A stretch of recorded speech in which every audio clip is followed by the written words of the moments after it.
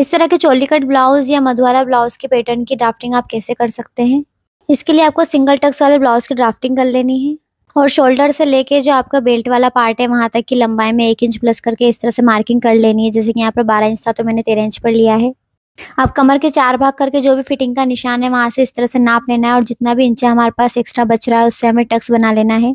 जैसे कि यहाँ पर हमें 1.25 इंच मिला है तो सेंटर से इसको हाफ हाफ करते हुए इस तरह से हमें मार्किंग कर लेनी है बेल्ट पर और इन दोनों पॉइंट्स को टक्स पॉइंट से इस तरह से मिला लेना है। अब जितना भी आपका चेस्ट साइज है उसके 10 भाग करके यहाँ सेंटर से भी हमें दूसरी तरफ इस तरह से मार्किंग कर लेनी है। जैसे कि यहाँ पर 38 था तो यहाँ पर 3.25 मिला है।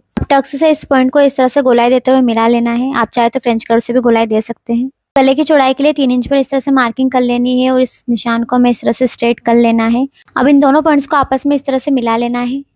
अब जितनी भी गले की लंबाई आपको रखनी है उसके अकॉर्डिंग यहाँ पर मार्किंग कर लेनी है। यहाँ पर मैंने 7 इंच पर रखी है और अपने अकॉर्डिंग गले की शेप बना लेनी है। अब हाफ इंच का टक्स हमें आर्मोल की तरफ से लेना है और इस तरह से सेंटर पॉइंट से ज्वाइंट कर लेना है और इसी तरह से हाफ इंच का सलाम हुकाई की तरफ से भी ले लेना है और सेंटर पॉइंट से ज्वाइंट कर लेना है। अब सभी टक्स को कट कर लेना है और जो आर्मोल का टक्स है और साइड टक्स है उन दोनों टक्स को क्लोज कर लेना है। क्लोज करने के बाद फ्रंट आर्मोल की भी गोलाई दे देनी है। अब जो बेल्ट की मार्किंग की है उसे भी कट करके इस तरह से क्लोज कर लेना है।